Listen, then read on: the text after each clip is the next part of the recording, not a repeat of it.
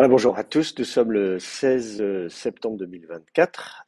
Ce cours d'Ancien Testament consacré euh, à la notion de shalom dans la Bible hébraïque.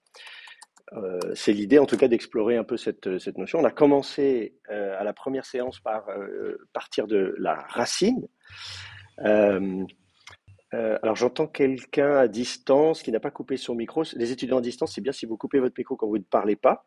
Et comme ça, quand vous prenez la parole, ensuite vous pouvez bien sûr mettre votre micro en route. N'hésitez pas à poser des questions, à m'interrompre. Pareil pour ceux qui sont ici en classe avec moi. Euh, je vais juste fermer la porte puisque tout le monde est là.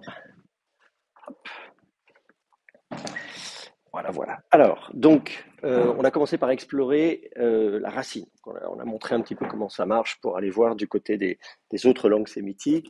On n'a pas vu toutes les langues sémitiques. Je disais notamment, par exemple, que du côté de l'éthiopien, il y aurait aussi beaucoup de choses à explorer, mais que, bon, voilà, si vous, je vous renvoie vers le dictionnaire des racines sémitiques, enfin, vous verrez le type de travail qu'on peut faire quand on fait vraiment un travail complet sur l'ensemble des langues sémitiques. Mais là, en l'occurrence, le sens de la racine a l'air assez clair, hein. On avait, voilà, il y a l'idée de la complétude finalement, quelque chose qui est complet, achevé, un objet.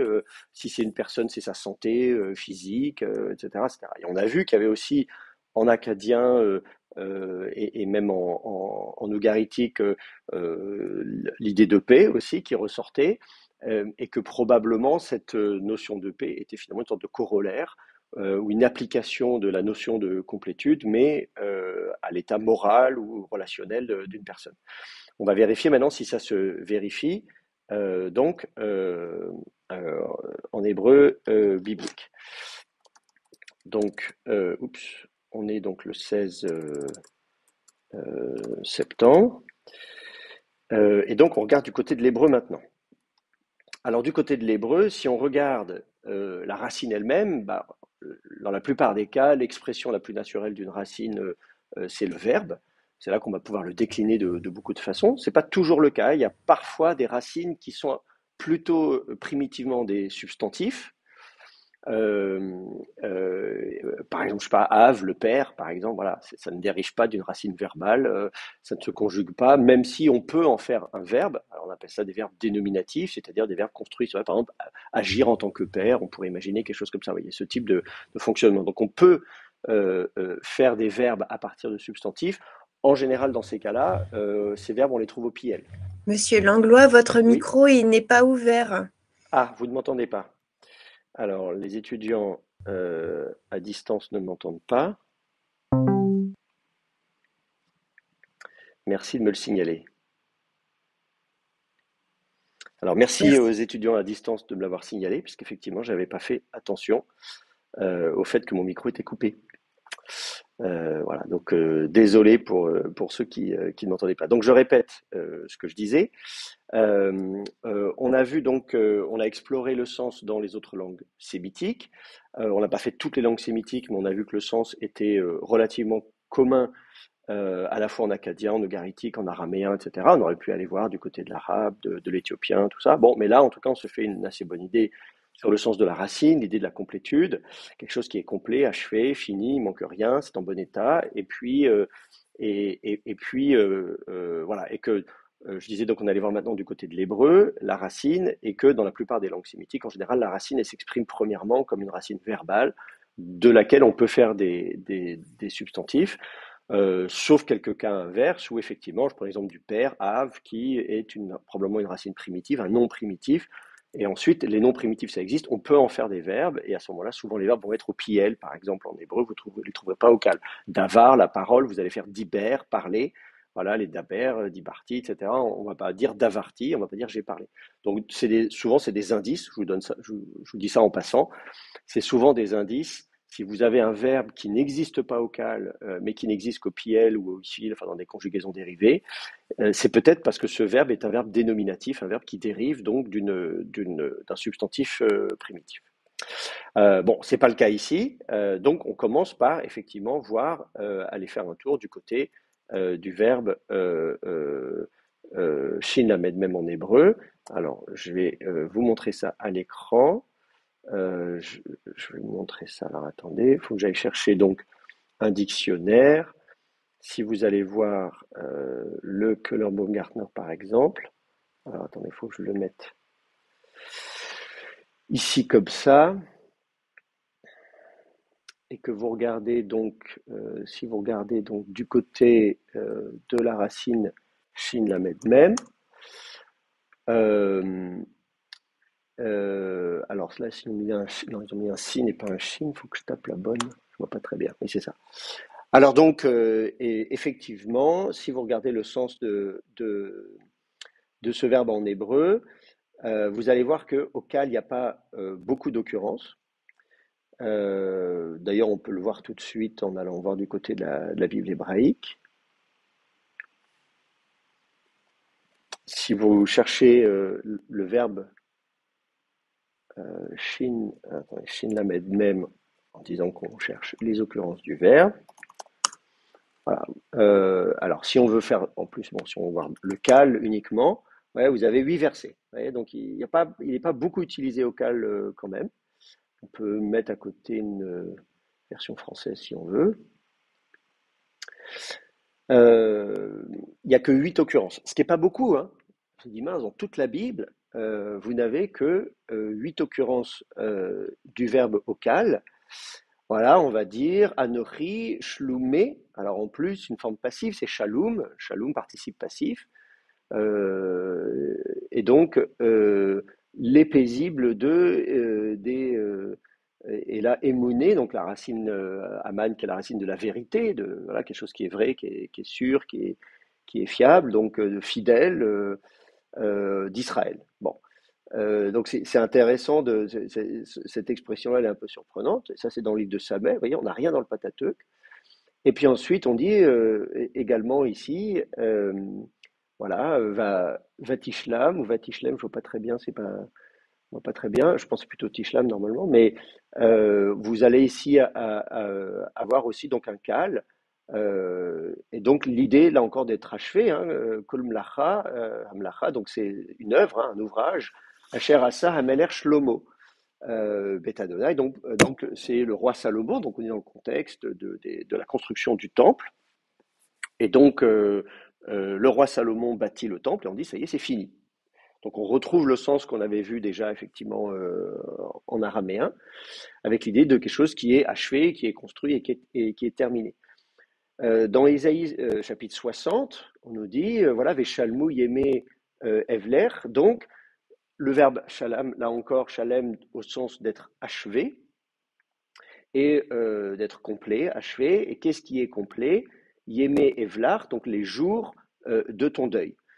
Les jours de deuil sont achevés, donc on arrive à la fin. Ça y est, comme si le deuil se construit d'une certaine manière, et puis ça y est, on dit maintenant c'est fini, c'est achevé, c'est complet. Et là, ça indique la fin aussi chronologique, c'est-à-dire c'est achevé dans le sens c'est fini. Maintenant, voilà, il n'y aura plus besoin de continuer à être endeuillé. Voilà. Donc, si vous regardez un peu les occurrences, il n'y en a pas beaucoup et on va retrouver l'idée d'être achevé, bien sûr, dans Néhémie. On l'a vu, bah, c'est dans le même contexte, Esdras-Néhémie, on parle de la reconstruction de la ville, du temple, etc. Il y a évidemment des sections en araméen, des sections en hébreu. Et en hébreu, on va dire aussi Vatishlam. Donc, et 2 Chroniques est un parallèle du livre des rois. Donc, en plus, sur les, comment dire, sur les 8 versets, il y en a 2 qui sont en double, en fait, qui sont des 2 copier-coller entre les rois et les chroniques. Donc, au final, on voit que le verbe n'est pas, voilà, n'est pas utilisé très fréquemment. C'est surtout l'idée d'être achevé, donc les ouvrages, que ce soit Salomon ou Néhémie, donc la construction du temple, des murailles, etc. La durée qui est achevée dans Isaïe 60. Et puis, il y a quand même 2 occurrences intéressantes dans le livre de Job, où là, effectivement, on va avoir le sens euh, euh, euh, d'être saint, ou quelque chose comme ça. Vous voyez, on dit Chacham Levav, donc sage de cœur, Ve'amitz Kohar, et là, c'est fort de. Alors, Kohar, c'est de force, donc c'est fort de. Je sais pas comment dire ça, puissant de force, ou je sais pas quoi, en force, voilà. Mi Hiksham, alors là, c'est la racine cachée, mihiksha, pardon, donc c'est la racine d'être dur, d'être solide. Donc qui serait dur, élave vers lui. Vayeshlam, et il est en bonne santé, il est complet, hein, d'une certaine manière. Donc, il faut dire ça au conditionnel, c'est-à-dire que les sages, parmi les sages et parmi les puissants, on pourrait dire, hein, ceux qui sont sages de cœur et puissants de force, qui serait dur, se durcir, c'est résister, hein, qui serait voilà, capable de rester suffisamment dur face à lui, d'une certaine manière, à Dieu, Vayeshlam, et qui resterait complet. Voilà. Vayeshlam, c'est être. Et là, on voit qu'il y a l'idée encore de, comme un bâtiment qui est achevé, qui est complet, il manque rien, qui n'est pas cassé. Et bien là, c'est l'idée, si moi-même je m'oppose à Dieu, euh, eh bien, qui est capable de faire ça et d'être entier. Alors effectivement, là, la traduction française n'est pas super claire en termes de. Je ne sais pas si on peut mettre une autre traduction. Je ne sais pas ce que dit la top, par exemple. La traduction n'est pas très claire. Bah oui, là, je mets la top, c'est un peu plus proche du terme, riche en sagesse ou taillé en force, qui l'a bravé et resta indemne. Voilà. Donc vous voyez cette idée-là, c'est-à-dire que voilà, il y a un moment donné, l'idée de rester indemne. Indemne, c'est pas mal.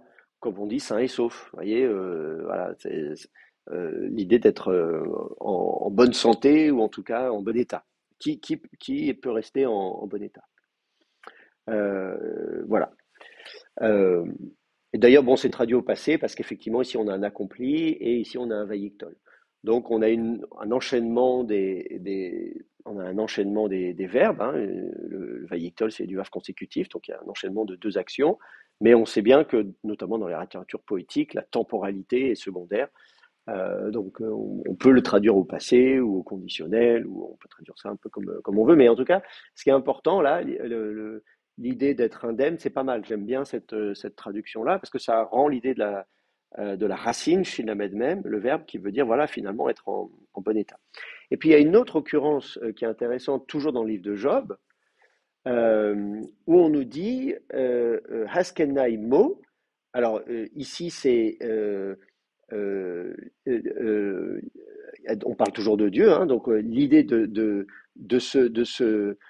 se mettre en bon terme avec Dieu, hein, d'être en bon terme avec lui, ou shlam bahem, et on dit, et donc, soit complet, euh, euh, voilà, et tu seras complet, parce qu'en plus c'est du VAF consécutif aussi, hein, et c'est du Vécatal, et alors tu seras en bon état par eux, euh, et ensuite, on nous dit Tuvuatar, Tuvuatra, et qui est donc le verbe beau, hein, euh, elle viendra à toi, littéralement, elle viendra à toi, et qu'est-ce qui viendra à toi? Tova. Tova, c'est le bien, hein, le tov, l'adjectif tov, bon, tova, c'est du féminin, donc c'est ce qui est bien, la bonne chose, le bien, le bonheur. Et donc, on nous dit, voilà, le bonheur reviendra à toi, viendra vers toi, viendra ou reviendra vers toi. Donc, qu'est-ce qu'on conseille? On dit, voilà, finalement, sois en bon terme avec Dieu, et soit, euh, oui, c'est là qu'on pourrait dire soit en paix, finalement. Je vois que c'est traduit comme ça en français, d'ailleurs, dans les traductions françaises. C'est là qu'on voit que l'idée, c'est d'être en bon état, mais dans un bon état dans ses relations avec Dieu. Si tu es fâché avec lui, bon, ben voilà, ta relation avec lui, elle est cassée. Et là, on comprend que l'idée, c'est effectivement d'être réconcilié. Et d'ailleurs, le parallèle est là, on a deux verbes. Voilà, on nous dit hasken naimo ou shlam bahem. Et donc là, on voit le parallèle avec l'idée donc d'être en bon terme avec quelqu'un, et donc que la relation soit en bon état, qu'elle ne soit pas cassée. Euh, donc ça, c'est intéressant parce qu'on commence à voir dans le verbe cette idée peut-être. Euh, donc peut-être de paix, enfin ce qu'on recherche, parce que c'est l'idée de shalom qu'on a au départ. Donc, si on résume le verbe au cal, donc on a un premier sens qui est d'être achevé, un deuxième sens qui est d'être sain, en bonne santé, on va dire, hein. Quand je dis sain, c'est pas avec un T à la fin, hein. C'est d'être en bonne santé. Et puis, troisièmement, être en bon terme. Voilà. C'est un peu, voilà, on commence à voir ça. Mais notez qu'il n'y a que 8 occurrences seulement.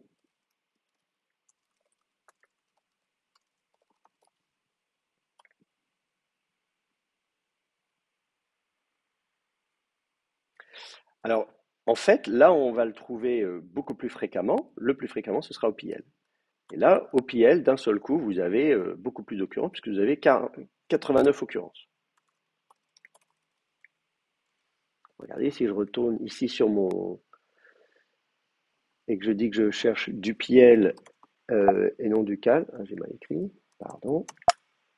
Non, j'ai mal écrit. Ah oui, il manque l'espace. Voilà. Là, on nous dit qu'on a 89 occurrences dans 80 versets. Donc il y a des versets évidemment où il y a deux fois. Là, par exemple, ici, vous avez un verset, vous avez même. Voilà, bon. Et alors là, finalement, dans quel contexte on le trouve? On va le trouver beaucoup, et c'est ce que je disais déjà lors de la première séance, dans un cas de réparation, y compris matérielle. Vous voyez, dans Exode 21, c'est le code d'alliance, hein, c'est après les 10 commandements qui sont au chapitre 20, vous avez le code d'alliance avec beaucoup de casuistiques, basés sur de la jurisprudence, manifestement. Et on nous dit, Baal Habor, le maître de la fosse, donc le propriétaire de la fosse, de la citerne, Yeshalem. Donc, voilà, c'est là qu'on a le verbe au piel. Donc, être en bon état, c'est l'idée de base, ou être complet. Mais là, évidemment, le piel, ça va être du factitif, c'est-à-dire faire être complet, donc compléter ou achever, finir. Donc, il va compléter, voilà, rendre complet, kesef, de l'argent. Hein, donc, et là, le kesef en hébreu ancien, c'est l'argent au sens du matériau, hein, c'est le métal, de l'argent. Même si, évidemment, comme en français aujourd'hui, quand on dit de l'argent, c'est souvent la monnaie, en fait, hein, c'est pour payer. Bon. Mais c'est de ça qui se passe, en fait, il va payer concrètement. On dit Yashiv, voilà, donc on dit Kesef Yashiv, il va donc faire revenir, Chouv c'est retourner, donc il va faire revenir de l'argent, l'Iva Alav, donc vers son propriétaire. Alors son propriétaire, donc il y a deux propriétaires, hein, il y a un propriétaire d'une citerne dans l'histoire et il y a un propriétaire d'une bête qui dans l'histoire est morte. Bon, voilà. Et on dit Vehamet et le mort, Yehielo sera pour lui. Bon. Donc qu'est-ce qui se passe dans le contexte? Donc voilà, il y a un animal qui meurt, qui tombe dans une citerne, et on dit bah oui, mais bon, dans une fosse. Et donc le propriétaire du animal mort dit bah moi j'ai un préjudice, ma bête elle est morte. Qu'est-ce qu'on fait? Et ben le propriétaire de la citerne va devoir compenser d'une certaine manière. Oui, ton animal est mort, je te donne une somme d'argent qui va compenser ta bête morte. Je vais remettre en bon état, entre guillemets, ton patrimoine. Alors évidemment, on pourrait aussi imaginer qu'il lui redonne une bête, hein, en disant voilà, il a perdu une bête, on lui redonne une bête, comme ça lui rétablit son. Mais là, en l'occurrence, on trouve que c'est plus simple qu'il lui donne une somme d'argent, et puis ensuite l'autre pourra faire ce qu'il veut avec cet argent, peut-être se racheter un bœuf ou je ne sais quoi. Euh, et puis voilà, et puis ensuite, bah, la dépouille de l'animal qui est tombé dans le fossé, bah, finalement, il est pour pour le propriétaire du fossé. Bon. Et donc là, on voit l'utilisation de ce verbe, c'est la même racine, shin lamed mem, donc qui désigne le bon état à la base, mais au piel, c'est remettre en bon état. Et là, en l'occurrence, il y a l'idée de réparer un préjudice. Voilà. J'avais un patrimoine, j'avais un bœuf. Alors bon, le bœuf, il est mort, donc on ne peut pas le ressusciter, mais on va réparer, entre guillemets, la situation, et ça va se faire par une compensation financière. Et d'ailleurs, les chalem en hébreu moderne sont encore utilisés pour dire payer. Quand vous dites, vous allez au magasin, je vous dois combien, je vais payer une facture, etc., etc. C'est encore le même verbe qui est utilisé aujourd'hui. C'est génial. Euh, donc c'est ça le sens, disons, que vous allez voir. Euh, Qu'est-ce qu'on va trouver d'autre comme occurrence? Alors, dans Exode 21, vous en trouverez d'autres occurrences, évidemment. Et je vois que c'est souvent traduit verser une compensation, voilà, donner compensation, etc. Donc, dans tous ces passages-là, c'est ce que vous allez voir. Alors, dans d'autres contextes que le Deutéronome, on va retrouver quand même d'autres sens intéressants. J'en ai relevé quelques-uns. Euh, Par exemple, dans 1 Roi 9, 25, ici, J'ai noté que dans le même contexte, tout à l'heure, on a vu le roi Salomon qui construit le temple et donc il achève la construction du temple, ses travaux sont achevés. En fait, on va aussi retrouver ce sens-là au Piel, euh, puisqu'on nous dit voilà qu'il offre voilà vehe. Alors on a vehe là Shlomo donc et donc Salomon fait monter Shalosh Peamim 3 fois Bashana dans l'année, Olot, des holocaustes Ushlamim et des sacrifices, traditionnels sacrifices de paix, bref, al Hamizbeach sur l'autel, Asher Banal Adonai qu'il avait construit pour le Seigneur, Vehakter Ito, et il fait fumer, il fait brûler de l'encens avec lui, Asher Lifne Adonai, qui est donc devant le Seigneur, et on nous dit Ve Shilem et Habayit, et il acheva la maison. Voilà. Euh, et donc, c'est intéressant de voir que là, ça a été vocalisé comme un piel et pas comme un cal. Alors, cela dit, on pourrait aussi se poser la question de dire est-ce que les massorètes ont bien fait. Là, c'est peut-être un des rares cas où on aurait pu le vocaliser au cal. On aurait pu dire Ushlam et Habayit et il acheva la maison. Euh, ou alors, tout simplement, l'idée d'être. Mais sauf que là, la différence, c'est que si on avait dit Ushlam Habayit, on pourrait dire et la maison fut achevée. Et l'idée, c'est peut-être être achevé. C'est ça la différence peut-être entre l'occurrence, le verbe cal, qui désigne un état, et le verbe piel, qui désigne le fait de mettre dans cet état-là. Donc, au cal, c'est être achevé. Vous voyez, c'est ce que j'ai écrit tout à l'heure. Être achevé, c'est le premier sens du cal. Au piel, c'est du factitif. C'est pas la maison qui est achevée, c'est Salomon qui achève la maison. Vous voyez. Donc, on va retrouver ça. Et donc, ça, c'est quand on achève une première fois. Mais vous pouvez aussi trouver des occurrences. Si vous regardez du côté de Job, qui utilise aussi ce verbe-là, voilà, évidemment, il y a beaucoup d'occurrences. Donc, mais dans un contexte similaire de celui qu'on a vu tout à l'heure, Job 8.6, voilà. Euh, euh, on nous dit, vous savez, dans le livre de Job, hein, il arrive des malheurs à Job et on essaie de comprendre pourquoi il lui arrive des malheurs. Et il y a ses amis, j'y mets amis entre guillemets parce que je sais pas si c'est des bons amis, mais en tout cas qui lui font des reproches en disant mais quand même t'as forcément fait quelque chose de mal, sinon voilà t'aurais pas tous ces ennuis, donc voilà réfléchis, t'as quand même dû voilà. Et Job dit mais moi je vois pas ce que j'ai fait de mal. Bon. Et donc effectivement on nous dit Imzar veyachar ata, si tu es pur et droit, hein, donc voilà, si tu es irréprochable, on va dire, et juste et droit, voilà, qui ata, alors maintenant, voilà, Yahir, il veillera, Alecha, sur toi. Donc, alors il, évidemment, c'est Dieu, hein, voilà, donc Dieu veillera sur toi. Si toi, tu n'as rien à te reprocher, si tu es pur et droit, etc., et ben à ce moment-là, Dieu va veiller sur toi. Et on nous dit, voilà, Veshilem Navar Tzidkecha. Et donc, on va dire, il va, et là, le verbe shilem, donc on va avoir ce piel donc de remettre en état, hein, d'achever. Euh, euh, le Nevar Tzidkecha, Nevat, pardon, Nevat Tzidkecha, c'est le domaine, c'est souvent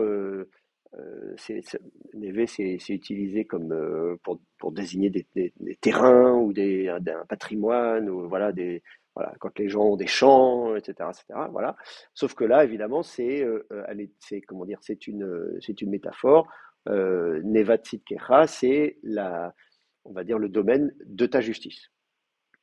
Donc, qu'est-ce qu'on dit? Voilà, grosso modo, tu avais un patrimoine, on va dire, tu étais juste et tu as perdu tout ça, mais en fait, si tu n'as rien à te reprocher, bien sûr, il va veiller sur toi et il va alors rendre complet, hein, c'est-à-dire remettre en état. Tu as perdu quelque chose et là, on va le restaurer. Donc, on retrouve ça, voilà, on retrouve cette idée donc d'achever, mais dans le cas de Salomon, on avait construit pour la première fois la maison, mais on imagine aussi que quand quelque chose est détruit, on peut aussi de nouveau l'achever, il faut de nouveau construire, mais une deuxième fois, donc reconstruire ou restaurer, et c'est le sens qu'on va avoir ici. Euh, Et puis enfin, j'ai repéré un ou deux autres sens intéressants. Alors je vais regarder ça dans 2 Samuel 3. Je prends quelques occurrences comme ça, si je retrouve ma souris. Voilà. Euh, dans 2 Samuel 3, ici, là c'est intéressant parce qu'on va parler d'action. Euh, et dans 2 Samuel, je vais regarder tout de suite la deuxième partie du verset. Vous voyez, vous avez l'Atnar ici, et on nous dit Yeshalem Adonai Leose Hara'a Kereato. Donc, Yeshalem, vous avez le verbe là, donc on va le mettre en état, hein, mettre en bon état. Le sujet, Yahvé, donc que le Seigneur ou le Seigneur donc achèvera, ou qu'il achève. Les Osé à celui qui fait Hara'a le mal. Tout à l'heure on avait Tova, maintenant on a Ra'a. Donc on voit une valeur morale, une dimension morale. On voit que ça s'applique aussi au bien et au mal. Keraato, selon son mal. Donc on a de nouveau Ra'a, mais cette fois-ci avec le suffixe, donc son mal à lui. Donc qu'il mette en état, qu'il achève, qu'il complète, que le Seigneur complète ou achève vis-à-vis de celui qui fait le mal, selon son mal, selon le mal qu'il a fait. Alors évidemment, là on retrouve le sens qu'on a vu tout à l'heure où il y a l'idée de compenser par une somme d'argent, il y a l'idée de payer finalement. Voilà. Et donc on pourrait traduire qu'il fasse payer d'une certaine manière à celui qui fait le mal selon le mal qu'il a fait. Ou tout simplement, on dirait en français, rendre le mal pour le mal. C'est comme ça que donc que le Seigneur rende le mal pour le mal, c'est-à-dire à celui qui fait le mal selon son mal.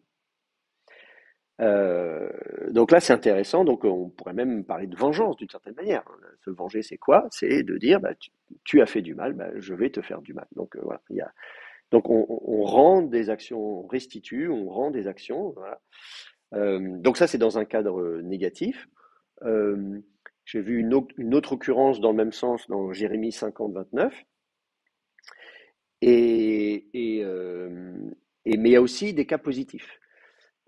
Par exemple, bah voilà, Jérémie 50, 29, il est là, par exemple. Euh, et donc, c'est des oracles, hein. Donc là, c'est contre Babylone, hein. Donc ça, c'est souvent, hein, les prophètes qui vont effectivement, évidemment, tirer sur toutes les nations environnantes, les oracles contre les nations. Vous les avez dans Isaïe, dans Jérémie. Dans Jérémie, dans la version des massorétiques, tout est regroupé à la fin, d'ailleurs, les derniers chapitres du livre de Jérémie. Alors dans la version grecque, ils sont à d'autres endroits. Et là, en l'occurrence, c'est contre Babylone, hein, El Bavel. Et on nous dit, voilà, on dit Chanou Aleha, donc Chana, le verbe camper, donc camper contre elle, hein, sur elle, ça vive tout autour. Donc voilà, on va l'assiéger, c'est ça que ça veut dire. Hein, voilà, on va l'assiéger.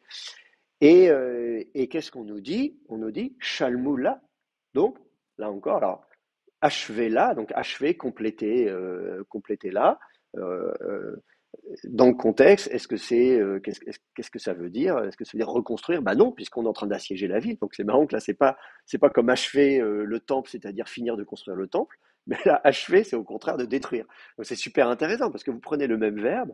Dans un contexte, on va dire achever la maison, ça veut dire finir de construire le temple, donc il est tout beau, tout neuf, merveilleux. Dans le cas de Néhémie, c'est de reconstruire, ça a été détruit, reconstruit, sauf que là, achever Babylone, voilà, on comprend que ça va pas être quelque chose de positif, mais que ça va être quelque chose de négatif et que ça va aboutir à la destruction. Et on dit, voilà, Shalmoula, Ke, et là on est dit, Fo'ola. Alors ça c'est super intéressant, donc parce que vous avez le terme Po'al, qui est aussi l'œuvre, l'action. C'est moins courant en hébreu que le verbe asa, le verbe Pa'al. C'est de là, cela dit, c'est du verbe Pa'al que vous avez les conjugaisons en hébreu. C'est quand on dit Pi'el, Pu'al, Nif'al, etc. Hifil, à chaque fois c'est le verbe Pa'al qui est utilisé comme modèle, qui est verbe faire, parce que c'est des verbes d'action. En fait, c'est parce que ça vient des grammairiens en arabe. Le verbe fa'ala en arabe est beaucoup plus utilisé que le verbe pa'al en hébreu. C'est le même verbe, hein, mais je veux dire, mais il se trouve qu'en hébreu, ça s'utilise pas beaucoup. Cela dit, en hébreu moderne, ça s'utilise encore. Hein. Un poël, c'est quelqu'un qui travaille, c'est un ouvrier. Donc vous avez, ici en Israël, vous avez Banque Apoalim, donc la banque des ouvriers, hein, concrètement, la banque des travailleurs. Bon. Donc la racine est utilisée encore en hébreu moderne, mais disons, voilà, elle est moins rare que le verbe assa, mais tout à l'heure, on a vu le verbe assa, le verbe faire, et là on a un synonyme du verbe assa, c'est ce qu'on fait, c'est les œuvres, donc selon son œuvre. Donc on va dire, voilà, euh, euh, euh, euh, rendez complet pour elle selon son œuvre. Et son œuvre, en l'occurrence, elle est mauvaise. Voilà, elle a mal agi, et donc on va lui faire payer son mal. Kechol Asher Asta, vous avez de nouveau le verbe Asta, donc selon tout, hein, Kechol Asher, selon tout ce qu'elle a fait. Donc on va vraiment, l'idée de compléter, vous voyez, c'est qu'on ne va pas la rembourser à moitié, vous voyez, on ne va pas remettre, voilà, on va pas compenser, non, Kechol, selon tout ce qu'elle a fait, Asula, faite pour elle. Voilà, donc selon tout ce qu'elle a fait, oui, elle est faite pour elle. Il y a une sorte d'équivalence qui est l'Adonai Zara. Donc on dit, car c'est vis-à-vis de Yahvé qu'elle a été arrogante, présomptueuse, et on dit El Kdosh Israël vis-à-vis du Saint d'Israël. Bon. Donc on dit, voilà, Babylone a été mal agi, elle était arrogante, etc. Et donc, on va agir vis-à-vis d'elle selon tout ce que elle a agi, de la façon dont elle a agi. Donc il va y avoir une équivalence stricte. Et là, on retrouve donc l'idée qu'on a vue tout à l'heure de compenser. Ben voilà, il y a un bœuf qui est mort, j'ai perdu du patrimoine, je vais rétablir le patrimoine tel qu'il était. Donc on va rééquilibrer les choses, on va rétablir les choses. Sauf que là, donc il y a une dette en mauvaises actions, et c'est ça qu'on va rééquilibrer. Bon, voilà, vous avez fait du mal, bah nous, vous allez faire du mal. Donc ça, c'est très intéressant de voir cet usage de ce verbe dans ce cadre-là. Ça va? Pas de questions? C'est bon pour vous? Je vais continuer. Très bien, je continue. Qu'est-ce que je vais vous montrer maintenant? Ah oui, alors si quand même, oui, je voulais montrer dans le même état d'esprit, hein, où on parle des actions, des œuvres, sur le plan moral, eh bien, on peut aussi faire en retour des bonnes œuvres. Donc, il faut quand même le dire de temps en temps. Et ça, donc, vous allez le trouver, j'ai repéré une occurrence dans Ruth, juste que je retrouve, voilà, Ruth ici. Alors, vous connaissez l'histoire de Ruth, hein, puisqu'elle se retrouve voilà, toute seule, machin, etc. Et elle est moabite, donc c'est une étrangère. Comment on va faire, etc., etc. Bon, qu'est-ce qu'on fait des migrants, quoi. Et alors, du coup, finalement, heureusement, elle va avoir quelqu'un qui va la prendre avec lui, Boaz, qui va être son rédempteur, littéralement, celui le plus proche parent qui va finalement l'épouser. Donc voilà. Et donc, euh, on nous dit ici au chapitre 2, verset 12, Yeshalem Adonai Poler. Alors c'est intéressant parce qu'on a de nouveau le verbe, le substantif poel, donc le travail, l'œuvre, l'action.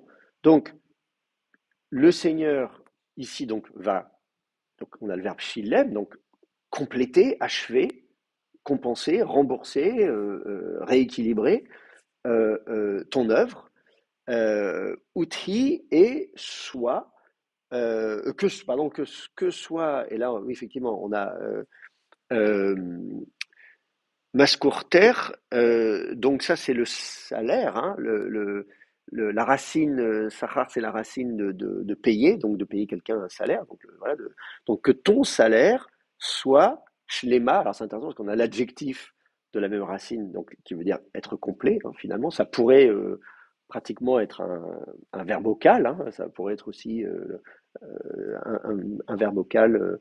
Mais bon, là, voilà, en l'occurrence, c'est l'adjectif, donc complet, mais imadonai, d'auprès de Yahvé, du Seigneur, Elohé Israël, le Dieu d'Israël, Asher Bat, à propos duquel tu es venu, l'achasot,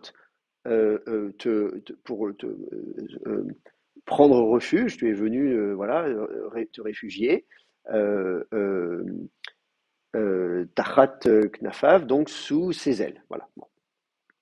Donc on dit, voilà, tu es venu te réfugier sous les ailes de Yahvé, le Dieu d'Israël. Eh bien, voilà, cette œuvre, elle est considérée comme une bonne œuvre. Et donc on dit, bah voilà, le Seigneur, il te compense, il te rend selon ton œuvre qui est bonne cette fois-ci. Et on prend aussi la métaphore donc de la récompense, hein, du salaire. Voilà, que ton salaire soit complet, entier. Voilà, il manque rien. Donc c'est intéressant de voir qu'on a vu tout à l'heure des actions mauvaises et on va rendre les actions mauvaises par des actions mauvaises. Là, on a un cas où on va rendre des bonnes actions par des bonnes actions. Voilà. Donc, il y a un cas très intéressant aussi, au sens des actions que j'ai trouvé dans la Genèse. Et Genèse 44.4, c'est la première occurrence d'ailleurs du verbe shilem dans la Bible hébraïque.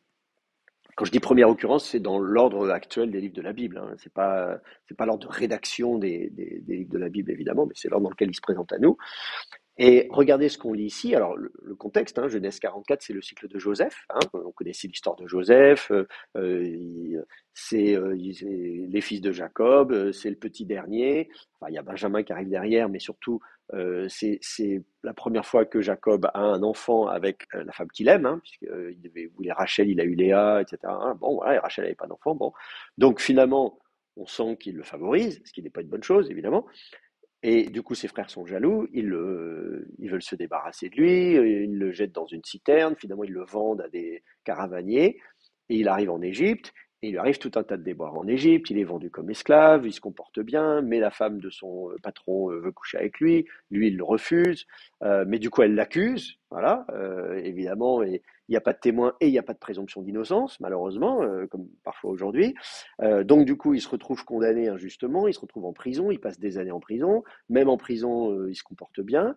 Voilà, il dit, mais moi je peux t'aider à sortir de prison. Quand tu sors de prison, souviens-toi de moi, avec son pote, mais on l'oublie. Enfin bref, bon, voilà. Donc c'est quand même des années de galère pour lui. Et lui, dans toutes ces années, il reste droit. Et évidemment, à la fin de l'histoire, c'est bien sûr happy end. Il est voilà, le pharaon lui confie la gestion de l'empire concrètement. Et finalement, il retrouve ses frères. Parce qu'il y a la famine et ses frères viennent, et lui, entre-temps, il a stocké des céréales. Et donc, il a l'occasion de se venger. Et on sent que c'est difficile les retrouvailles. Au début, il dit pas vraiment qui il est, il leur parle pas en hébreu, il leur parle en égyptien.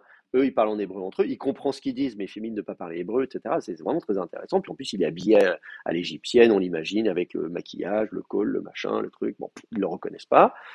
Et puis bon, voilà, finalement, à un moment donné, coup de théâtre, il dit, mais je suis Joseph, votre frère et tout. Bon, alors il se dit, ça y est, c'en est fini de nous. Regardez ce qu'il dit ici.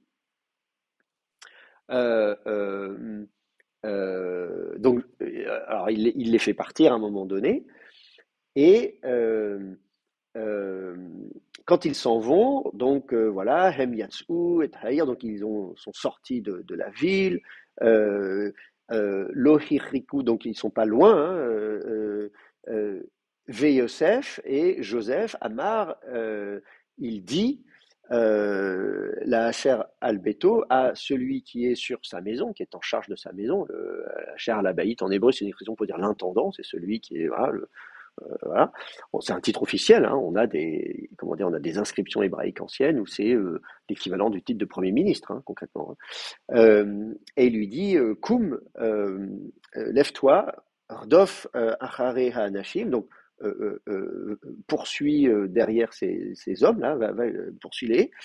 Et ensuite, il dit, voilà, Vehisaktem, donc tu les atteindras, Ve'amarta Alehem, et tu leur diras, voilà. Et là, c'est là qui est intéressant. Donc, on imagine les frères de Joseph qui s'en vont, et là, on les poursuit, on les arrête, et on va leur dire, Lama shilamtem ra'a tachat tova. Pourquoi avez-vous donc complété, rétabli, etc., compensé, rendu ra'a tachat tova, le mal sous le bien, à la place du bien. On a rendu le mal par vous avez rendu le mal pour le bien. C'est-à-dire, moi, je vous ai fait, voilà, je fais du bien et vous rendez le mal.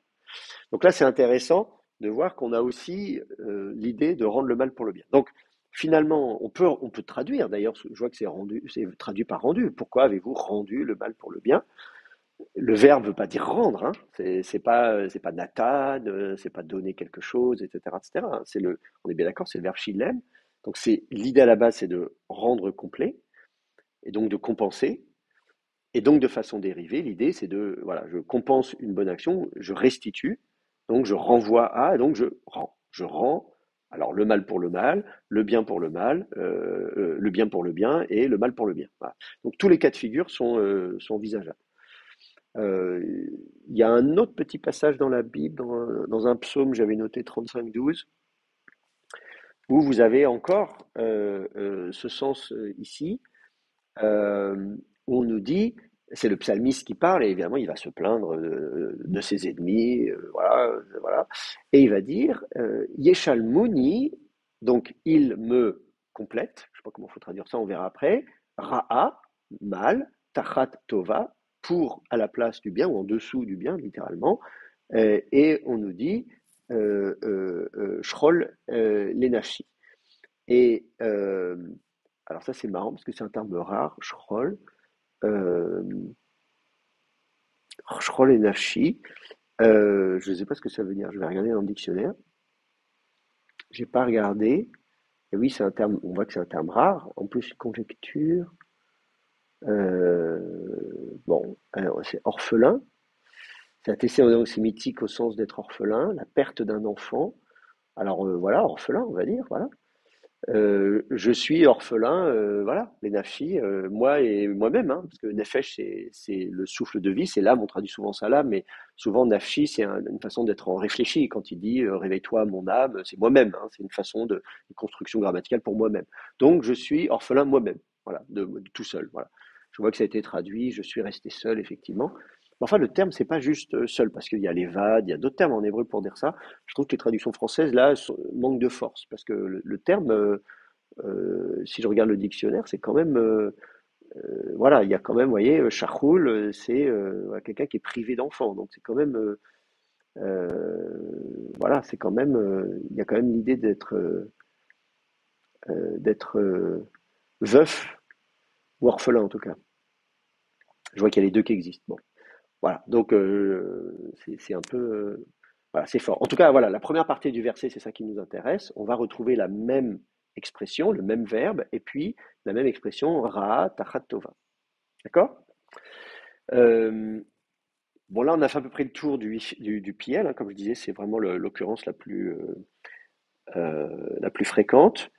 Euh, un petit cas quand même qui est intéressant, euh, il y a quelques occurrences où euh, on a dans un cadre, toujours au niveau des actions, mais dans un cadre religieux, ou en tout cas moral également, c'est la notion de vœu. Je vous prends un exemple. Qu'est-ce que je vais prendre comme exemple?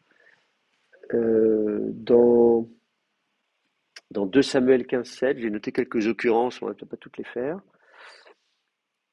Euh, voilà, donc avec l'usage du terme neder. Donc, hein, neder, c'est le vœu. Quand quelqu'un fait un vœu, c'est-à-dire qu'il prend un engagement solennel, et donc voilà, il va accomplir son vœu. Bon, il faut le. Bon. Et on nous dit, Vahi, et il fut Miketz Arbaim Shana, au bout de 40 années, Vayomer Avshalom El Hameler. Donc Absalom dit au roi, et il lui dit quoi? Euh, c'est fou, parce que voilà, euh, Elacha na, j'ai du mal à lire, Elacha na Veachalem, il dit que j'aille, hein, donc c'est le verbe halar, aller, à l'inaccompli, première personne, LR, mais avec un A volitif à la fin, hein, ce qu'on appelle le coartatif en hébreu. Donc, que j'aille, je veux aller. Na, là c'est donc, je veux donc aller. Des fois on traduit s'il te plaît, mais c'est pas toujours une formule de politesse, c'est une formule surtout d'emphase. Je veux vraiment aller. VHLM et je veux VHLM et je veux voilà, donc là, on a le verbe shilem, hein, donc compléter, et nidri, mon vœu, asher nadarti, que j'ai voué, donc j'ai voué un vœu, donc ça, on a l'habitude en hébreu du complément d'objet interne, vous avez le verbe et l'objet du verbe qui est de la même racine, j'ai voué un vœu, bon, en français, on dirait j'ai fait un vœu, l'Adonai, pour le Seigneur, Bechevron, à Hébron.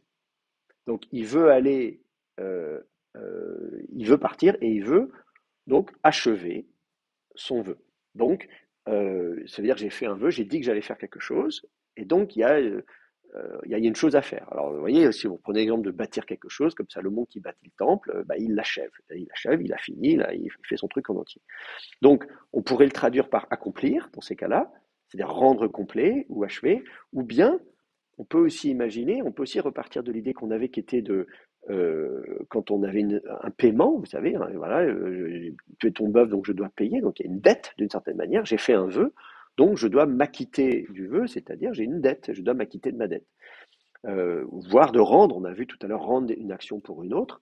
Donc voilà, donc ça peut être traduit un petit peu de ces différentes façons-là. Donc c'est un usage assez rare, mais dans ces cas-là, on a aussi le verbe chilem qui est utilisé. Voilà. Donc, OPL, c'est un petit peu long, mais parce qu'on a effectivement beaucoup d'occurrences, et donc on voit qu'il y a plusieurs sens. Donc, ce qu'on a vu, c'est qu'il y a donc l'idée d'être achevé, pardon, de rendre, justement, pas d'être achevé, mais de rendre achevé, de rendre complet, de restaurer s'il faut, hein, parce que si ça a été cassé, ben, on va réparer.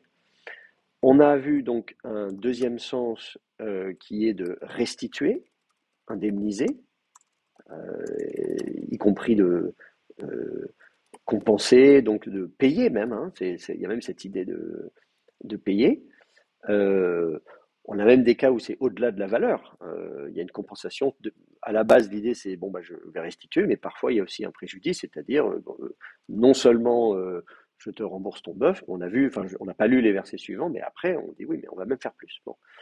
Soit de même nature, hein, on a des cas où on va remplacer un bœuf, par exemple, mais parfois il y a une compensation en autre nature, et notamment en argent. On a vu un exemple où on va compenser un bœuf par de l'argent, donc un poids. Vous prenez un métal précieux comme de l'argent et vous donnez un certain poids en argent. On a l'idée donc de restituer aussi les actions. Donc voilà, rendre le mal pour le mal, le bien pour le bien, etc., etc. Donc ça, c'est un sens, disons, dérivé de l'idée de restituer, de compenser. Euh, et puis, on a vu l'exemple du vœu, donc d'acquitter un vœu, voilà, qui est intéressant, qui vient, voilà, qui reprend l'idée d'accomplir, c'est-à-dire de rendre complet, enfin voilà, on peut dire, mais voilà, ça peut rejoindre le premier sens, ou bien de rétribuer, voilà. Donc voilà pour ce qui est du PL. Donc on voit que c'est un terme utilisé abondamment en hébreu biblique, et surtout, bon, alors on n'a toujours pas beaucoup, comment dire, on a peu finalement l'idée de la paix, hein, l'idée de shalom à la base, vous voyez, euh, ça se trouve pas beaucoup finalement. Alors on va voir si on a un peu plus de chance avec le ifil. On continue les conjugaisons. Si vous allez voir du côté du ifil, là vous n'avez que 13 occurrences. Donc, de nouveau, pas grand-chose. Et on va voir tout de suite ce qu'on a comme sens au ifil. Voilà, 13 occurrences. Et alors, on va retrouver d'abord, je vais commencer par ça, des occurrences qui reprennent un peu le sens du piel, avec l'idée déjà de rendre complet. Donc, le sens de base, complet, on va rendre complet. Le ifil, c'est du causatif, hein, le piel, c'est du factitif, le ifil, c'est du causatif. Donc, normalement, le ifil devrait supposer un agent, c'est-à-dire, je ne sais pas moi qui fait faire. Donc, si je reprends l'exemple d'une maison, voilà, la maison, elle est complète, ce serait le cal. Le piel, c'est j'achève la maison, je la rends complète. Et le ifil, ce serait je fais faire par quelqu'un d'autre qui va la compléter. Voilà. Ça, c'est la théorie entre les conjugaisons cal, piel et ifil. Mais la nuance n'est pas toujours évidente entre le piel et le ifil. Là, par exemple, si vous regardez ce verset-là, euh, Mekim Dvar Avdo, donc c'est Dieu qui parle, hein, Mekim, je fais se lever, hein, le verbe kum, donc je fais se dresser Dvar Avdo, la parole de son serviteur. Euh, je vois que c'est traduit par mon serviteur dans les traductions françaises, mais en hébreu, c'est son serviteur. Après, on peut discuter évidemment des manuscrits, des différentes lectures, des versions anciennes, etc. Mais voilà.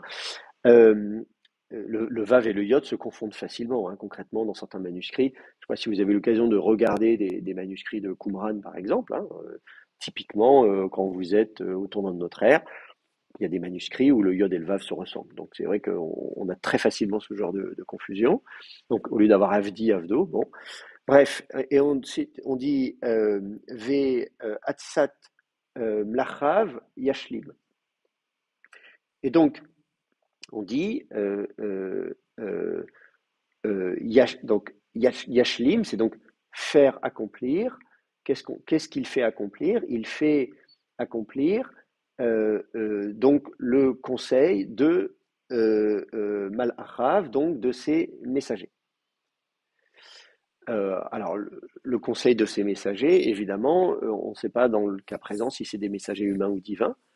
Le terme, le terme Atsa est utilisé, donc c'est l'idée là on est dans la salle du conseil, vous voyez, donc on se rassemble en conseil.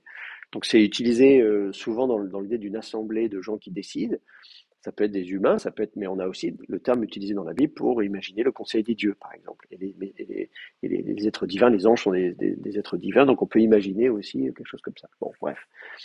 Ensuite, Haomer, celui qui dit l'Irushalayim à Jérusalem, Touchav, elle, alors ça c'est du Ophal, elle sera habitée, c'est l'herbe Yashav, siéger littéralement, Yashav, siéger, donc je siège quelque part de façon coutumière, c'est-à-dire j'habite, hein, je réside quelque part. Donc elle sera habitée, quelque chose comme ça, où les Haré Yehuda et aux villes de Juda, Tibaneha, donc Tibanena, pardon, elles seront bâties, hein, le verbe bana, bâtir, elles seront bâties. Euh, euh, Verarvoteha, alors là pour le coup, Horba c'est, oui, Horvot, ou plutôt prononcé comme ça, Horvoteha, Horva c'est la ruine, hein, euh, comme Rirba en arabe. Donc ces ruines, à coup même, je fais lever, quelque chose comme ça, hein, parce que c'est le verbe koum de nouveau, donc c'est être debout, mais là on met debout, je mets debout, donc je dresse, quelque chose comme ça. Donc on comprend que la ville de Jérusalem, bien sûr, on parle, c'est dans le Deutéro-Isaïe, hein, donc les Deutéro-Isaïe s'adressent à la population de Juda qui a été déportée à Babylone au VIe siècle, en disant, évidemment, dans la deuxième, donc toute la deuxième partie, à partir du chapitre 40, la deuxième partie du livre d'Isaïe dit, mais voilà, c'est un message d'espoir, d'espérance, de dire je vais vous ramener, bien sûr, je vais vous rétablir, je vais vous restaurer, et tout ira bien, etc. etc. Voilà. Et donc c'est là, c'est la prophétie qu'on voit ici. On dit quoi? On dit que Jérusalem sera de nouveau habitée, les villes de Juda seront de nouveau bâties, et les ruines seront relevées. Donc il y a l'idée, dans ce cas-là, de reconstruire. Donc on retrouve l'idée même voilà, du roi Salomon qui construit le temple, de Néhémie, etc. Donc on n'est pas surpris de trouver le verbe yashlim ici. Euh, Sauf que là, on a le ifil d'une part, et puis surtout, le verbe yashlim n'a pas pour objet directement Jérusalem. Il ne dit pas je vais donc restaurer les villes de Jérusalem, les villes de Juda, etc. On nous dit Ve'atsat, c'est l'objet, c'est Ve'atsat Malachav. Donc le conseil de ces messagers. Et c'est ça qu'on va achever. Donc ça veut dire qu'en fait, on imagine un conseil, on prend des décisions, et on dit voilà, on a un projet, voilà, on décide de quelque chose, et donc je vais le mettre à exécution et je vais le mener à son terme. Hein. Donc le projet, évidemment, c'est de ramener les Judéens aux Judées, les sortir de Babylone, les ramener en Judée. Ça, c'est ce qui a été projeté par Dieu et ses messagers. Hein. Euh, et donc, on va le mettre à exécution et on va le mener à terme. Voilà, j'ai un projet, je vais le mener à terme. C'est ça l'idée. Voilà, donc là, c'est pas très différent du PL, si ce n'est que peut-être on insiste davantage sur le fait que normalement le e-fil suppose la présence donc d'un agent qui va concrètement faire le job. Donc, et là, peut-être l'idée justement des messagers, des anges de Dieu, c'est peut-être eux qui vont agir, bien sûr, pour exécuter ce projet. Il faut des gens qui fassent le boulot. Bon. Donc ça, c'est positif, hein, on a un usage tout à fait positif ici. Euh, on va aussi avoir parfois des usages négatifs, toujours dans Isaïe, il n'y a pas besoin d'aller chercher très très loin. Si je prends Isaïe 38, versets 12 et 13, et qu'est-ce qu'on nous dit? Alors là, on est au chapitre 38, donc c'est avant, c'est le proto-Isaïe, c'est la première partie d'Isaïe. La première partie d'Isaïe, on avertit le peuple en disant attention, donc, c'est les contemporains d'Isaïe, donc on est censé euh, voilà, s'adresser au royaume de Juda. Il y a eu la destruction du royaume d'Israël au nord par les armées néo-assyriennes, etc. Donc là, on annonce que attention, voilà, vous êtes infidèles et si vous ne vous repentez pas, bah, vous allez être détruits. Bon. Évidemment, c'est ce qui va se passer, parce que les gens ne vont pas écouter Ésaïe, mais ça on le sait, puisque dans le récit de la vocation d'Ésaïe au chapitre 6, Dieu lui dit, tu vas prêcher, mais ils t'écouteront pas. Donc on sait qu'on annonce, qu'on met en garde et qu'on ne sera pas écouté. Et donc effectivement, le Deutéro-Isaïe, Isaïe 44, ça c'est des paroles de réconfort, mais là, c'est pas le cas encore. Et donc là, forcément, c'est quelque chose un passage plus négatif. Il y a aussi des passages positifs dans le proto-Isaïe, mais moins quand même. Et qu'est-ce qu'on nous dit?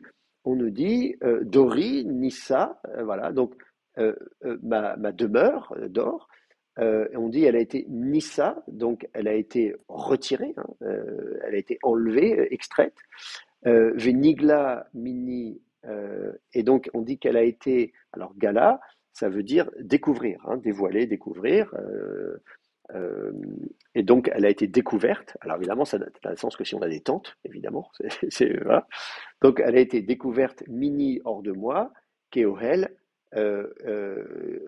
Roi, comme justement, bah, voilà, une tente, Ohel, comme une tente de berger. Donc, l'idée, c'est, voilà, moi j'étais tranquillement chez moi et on a arraché ma demeure de-dessus de ma tête. Hein. On a arraché mon toit, imaginez un cyclone, je sais pas quoi. Bon, voilà. Et donc, on se retrouve avec plus de toit sur sa tête.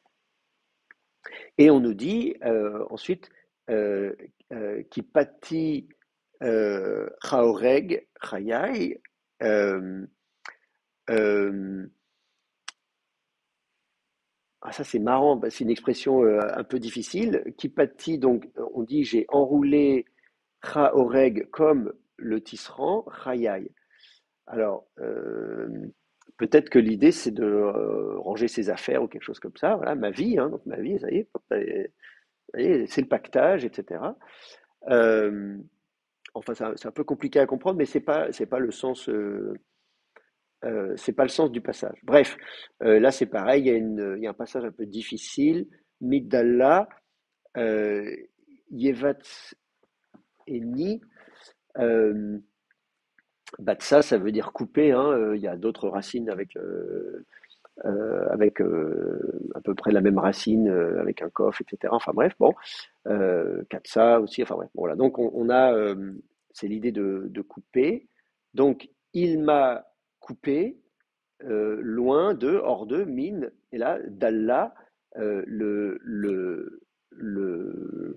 ça a plusieurs sens, parce que ça peut être la corde ou en plus, talal, c'est une racine géminée, c'est la bobine de fil ou quelque chose comme ça. Bon, bref. Donc, pareil, voilà, on m'enlève à mon travail, on m'arrache tout, etc. Voilà. Miyom Adlaïla, depuis le jour jusqu'à la nuit. Et là, vous avez cette expression tashlimeni. D'accord? Tashlimeni, donc le verbe shalam, être complet, oifil, rendre complet, donc compléter, achever. Deuxième personne du singulier, tu as achevé, qui ça, moi, tu m'as achevé. Voilà. Tu m'achèves ou tu m'achèveras, etc., etc. Donc on a l'idée, on retrouve l'idée d'achever, de rendre complet, Mais là, on s'en rend compte que le contexte est quand même positif. Donc on imagine mal que l'auteur soit en train de se plaindre en disant voilà, on m'a arraché ma maison, on m'a pris mes affaires, tout, plus rien, j'ai tout perdu, je me retrouve, voilà. Tu m'as rendu complet dans le sens, tu m'as tout donné. Non, en fait, c'est le contraire. On comprend que c'est plutôt l'idée d'arriver à la fin de ce que Dieu a prévu de lui faire. C'est-à-dire, tu m'as achevé, c'est-à-dire, tu as fini de faire ce que tu avais prévu de faire avec moi, en l'occurrence du mal. Et on a vu tout à l'heure qu'évidemment, on avait l'idée de rendre le mal pour le mal et que la racine pouvait aussi exprimer des actions mauvaises.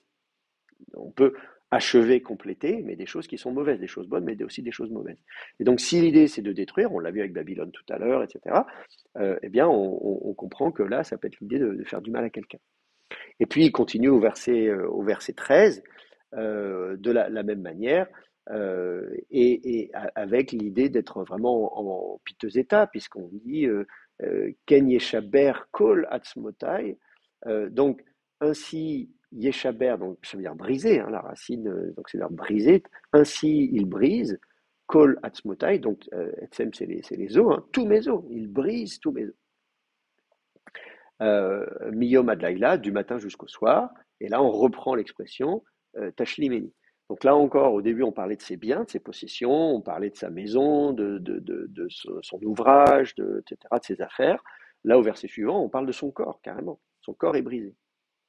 Et donc, tu as achevé. Et là, c'est super intéressant parce qu'en fait, on est parti dans l'idée que la racine désignait le bon état d'un objet, la chaise, elle est en bon état. On avait dans l'idée que le factitif ou le éphile voulait dire mettre en bon état, compléter. Et donc, on pourrait penser que le corps est brisé, les os sont brisés, donc que le verbe voudrait dire remettre en état le corps. Voilà, donc mes os ont été brisés, et donc toi, tu vas remettre en bon état, puisque c'est l'idée de la complétude.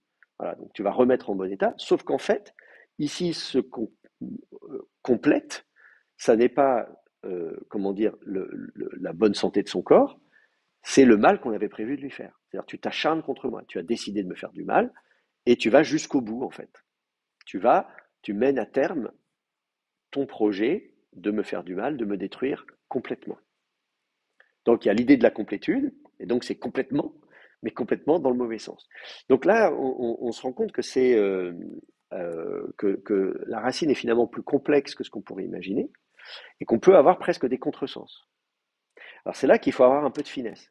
C'est là que vous ne pouvez pas vous contenter, comme je disais, voilà, prendre un dictionnaire ou l'idée de base et de plaquer le sens de base, parce que sinon vous risquez de faire des contresens. Il faut rentrer dans le détail, de voir quels sont les domaines d'usage, champs sémantiques de ce terme et les différents sens dans lesquels, les différents domaines dans lesquels on va l'appliquer. Quand on est dans le domaine non pas physique, matériel, mais de l'ordre de l'action, de l'œuvre, on peut envisager des œuvres bonnes et des œuvres mauvaises. Et donc, il va y avoir l'idée effectivement, de compléter les œuvres, qu'elles soient bonnes ou mauvaises. Là, en l'occurrence, c'est mauvais. Donc ça, c'est un peu compliqué, ces passages-là. Je ne sais pas si c'est clair ce que je vous dis. Ça va pour vous? Ok. Bon, très bien. Et donc, alors, il y a quand même des passages où c'est bien, hein. Je regarde aussi du côté de BBB s'il y a des étudiants à distance qui ont des questions. Non, bon, n'hésitez pas, hein, si vous avez des questions, vous qui êtes à distance, coucou. Bon, alors, le, je vais quand même parler de sens positif, parce qu'il n'y a pas que ça quand même. Et là, on va quand même trouver enfin quelque chose dont on se disait au départ que c'était le sens de base et dont on se rend compte que voilà, c'est justement pas le sens de base. Si vous regardez, il n'y a pas beaucoup d'occurrences au EFI, mais si vous regardez la première dans Deutéronome chapitre 20 verset 12, regardez ce qu'on nous dit. Alors on va regarder le contexte parce que là, évidemment, il est question de guerre et des villes qu'on va traverser, etc. Je vais vous montrer ça. Euh, euh, alors attendez, hop, je vais écrire en plus gros ici. Voilà, voilà le contexte, on nous dit quand tu t'approcheras d'une ville pour la combattre, tu lui feras des propositions de paix. Si elle te répond, faisons la paix, si elle t'ouvre ses portes, tout le peuple qui s'y trouve sera astreint à la corvée pour toi, elle te servira. Mais si elle ne fait pas la paix avec toi et qu'elle engage le combat, tu l'assiégeras. Voilà. Et donc c'est dans ce cadre-là, c'est l'idée de rencontrer une ville, de faire une proposition, d'avoir un traité de vassalité, en disant voilà, vous allez être voilà. Et là donc, ce qui est intéressant, ce qu'on voit ici au verset 12, on nous dit ve'im lotashlim immar. Voilà. Et si elle ne tashlim, ne complète pas imar avec toi, littéralement, si elle ne rend pas complet avec toi, alors, de quoi parle-t-on? Rendre complet, qu'est-ce que ça veut dire? On en a la racine, shalom, on a compris que oishil, ça veut dire accomplir, achever quelque chose, y compris quelque chose de négatif, etc. Donc, amener à terme, achever. Si elle ne va pas, si elle n'achève pas, si elle ne mène pas à terme avec toi, ve'asta imcha, et alors tu feras avec elle, pardon, et elle fera avec toi milchama, la guerre, Vetsarta Aleha.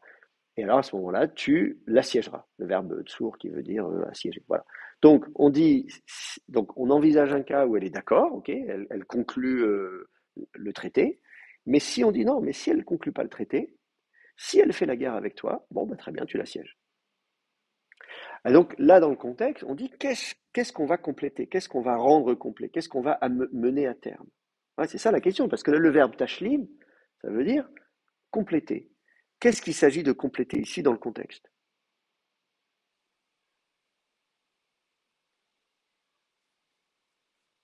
De quoi est-ce qu'on vient de parler juste avant?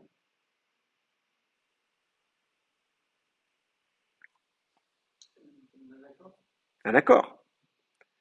Allez, on vient de dire, tu t'approches d'une ville, avant d'engager le combat, tu fais une proposition. Tu dis, attendez, avant de se battre, on va voir si on tombe d'accord. Et on lui propose un traité, un contrat, un accord, enfin un accord en tout cas.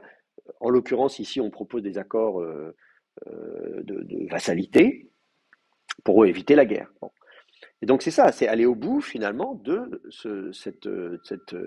de ces tractations, on pourrait dire, de ces négociations. Donc si on dit ve'im lo tashlim imar, si elle ne veut pas aller au bout avec toi, au bout dans ce processus d'accord, eh ben voilà, ve'asta imar, et elle fait avec toi milchama, la guerre, le combat, hein, milchama c'est le combat. Donc si elle fait avec toi la guerre, bon bah à ce moment-là tu l'assièges.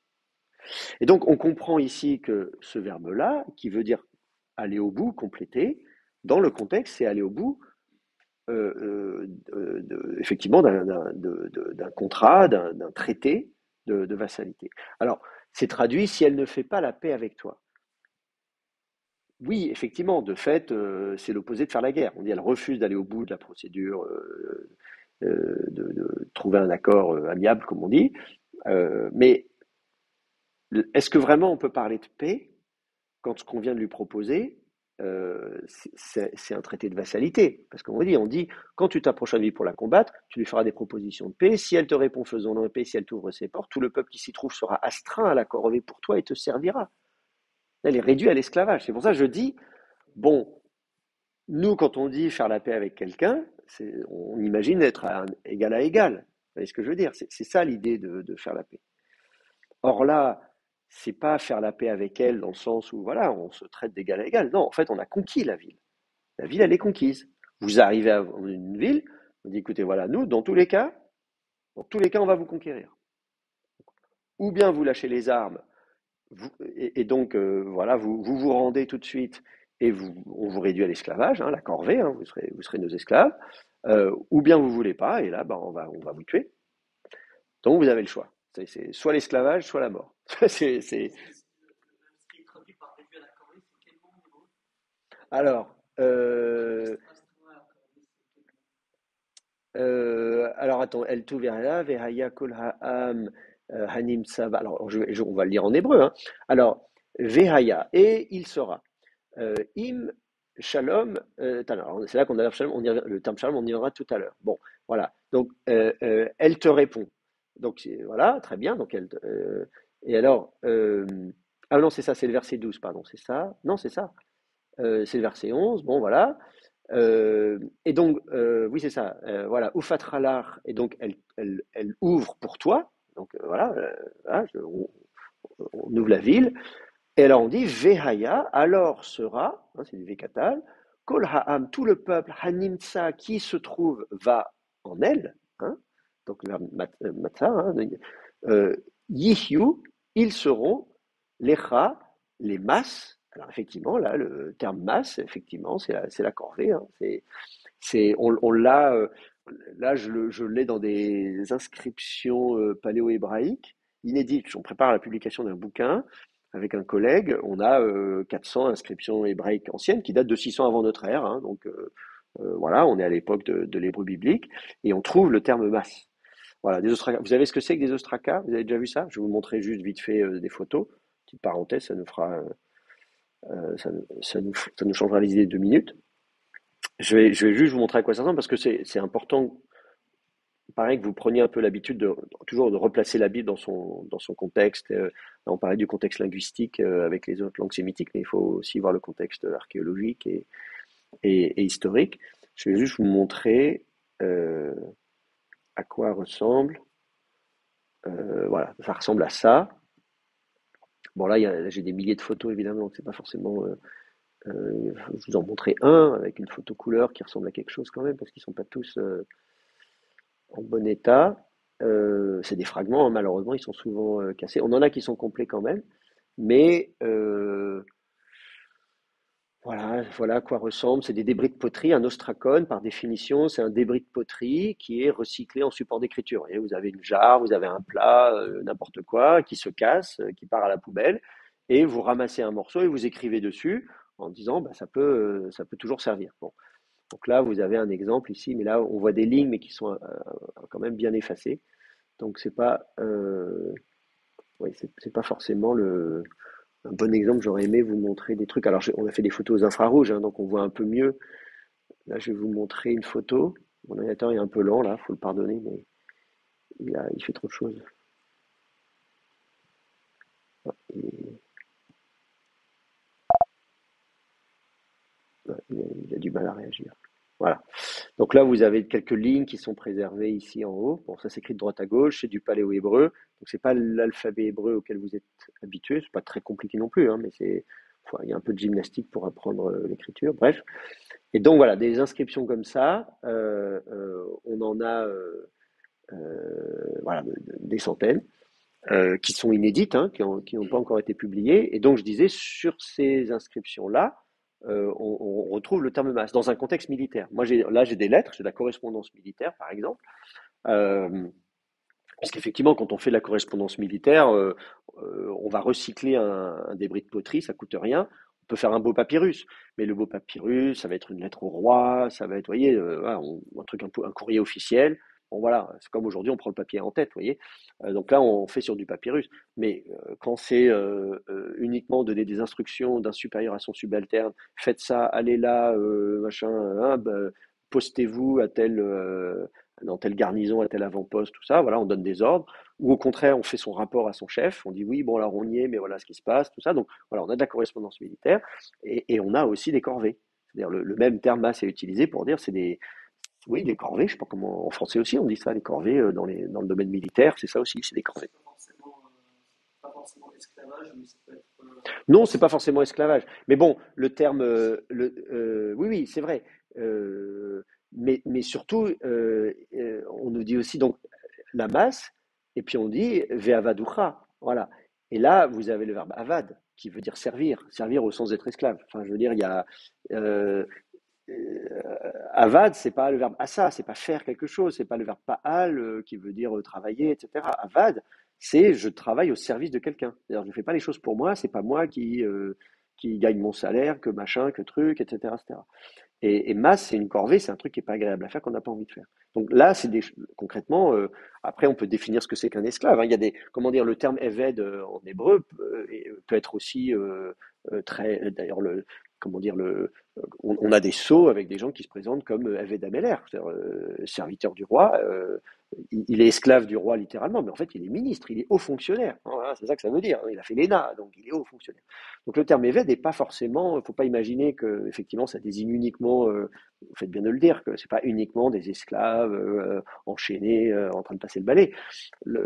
L'idée d'être au service de quelqu'un, ça peut être très prestigieux, mais il n'en demeure pas moins que quelqu'un qui est évêque, il n'est pas son propre patron, il ne fait pas ce qu'il veut. Voilà, on lui donne des ordres et il obéit aux ordres qu'on lui donne. Voilà. Donc effectivement, c'est pas forcément esclave au sens très péjoratif du terme.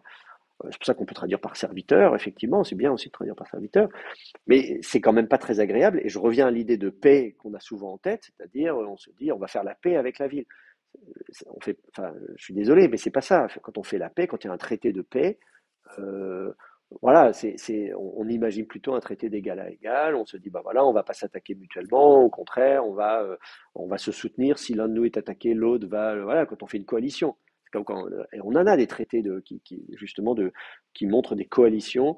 Où, voilà, les gens pensez aux Gabaonites. Vous voyez, vous avez l'exemple dans la Bible de Josué c'est au chapitre 9, si mes souvenirs sont bons, par là-bas, qui à un moment donné, à la visite de ces gens qui viennent de Gabaon, qui font semblant de venir de très loin, alors qu'en fait ils font partie du territoire qu'il faut conquérir, et donc ils doivent faire partie des populations qu'il faut massacrer, et ils disent, oh, on vient de très très loin, regardez, nos vêtements étaient neufs quand on est parti, ils sont tout usés, notre pain était frais, il est tout rassis, donc vous voyez, on a voyagé très très loin, et Josué va signer un accord de paix avec eux, en disant, voilà, il n'y a pas de problème, et là c'est vraiment l'accord d'égal à égal, ce qui fait que quand les Gabaonites sont attaqués au chapitre 10 du livre de Josué, bah, ils appellent les Israélites à la rescousse. Et en vertu des accords qui ont été signés avec eux, bah, Josué, il y va. Et il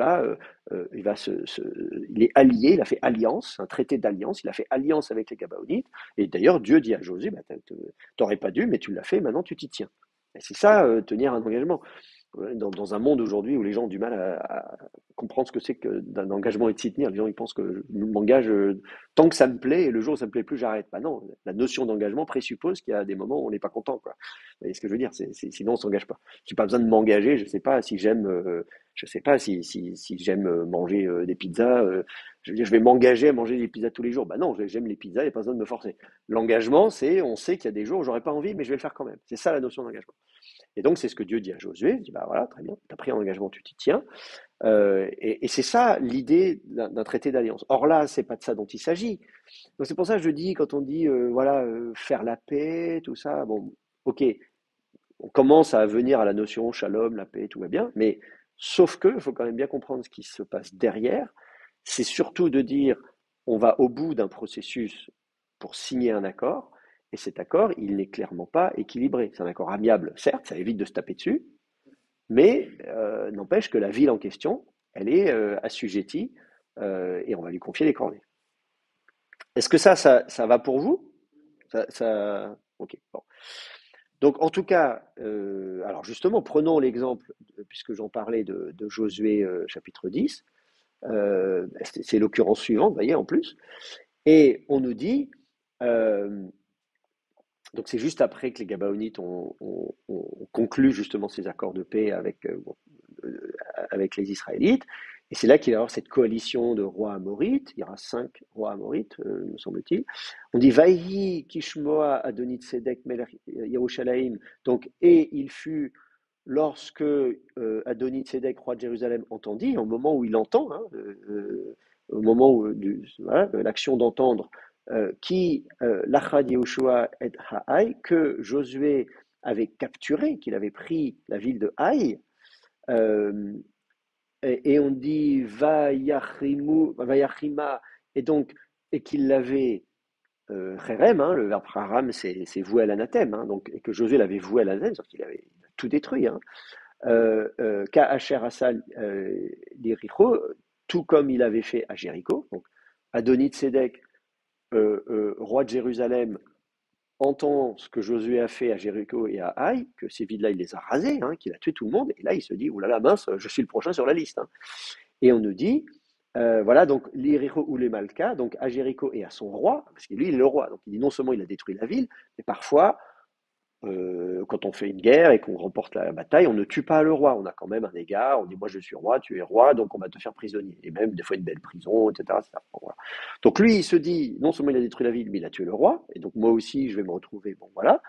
Et donc Ken Assal à Haï, que donc ce qu'il avait fait à Jéricho, il a fait la même chose, ainsi à Haï, ou les Malkas, et à son roi, donc il se dit mince, il a fait ça à Jéricho et à son roi, il a fait la même chose à Haï et à son roi, donc il se dit je suis le prochain sur la liste. Et on nous dit, euh, et, et ensuite il continue, et qu'est-ce qu'il a appris d'autre? Il y a le qui ici, donc il a appris que, et il a entendu que, Hishlimu Yoshve Giv'on, donc que les habitants de Gabaon ont, Hishlim, hein, ils ont complété, et Israël, Israël avec Israël, et alors on dit, ah, mince, voilà, ils ont été au bout de quelque chose avec Israël, et là on nous dit, Vayihu Bekirbam. Et qu'ils étaient au milieu d'eux. Voilà, autrement dit, les Gabaonites et les Israélites, voilà, ils sont ensemble, quoi.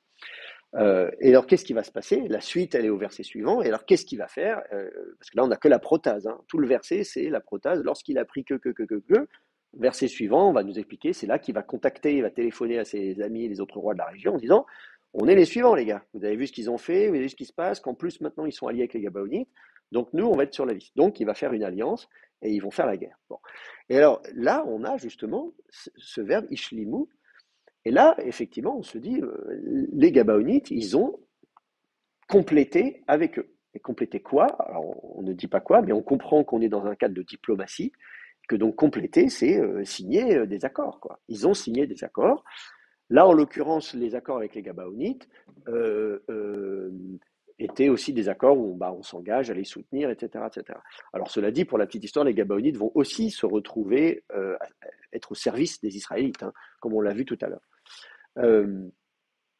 Et donc, vous allez retrouver le verbe à plusieurs reprises, mais toujours en rapport avec l'histoire des Gabaonites. Voilà.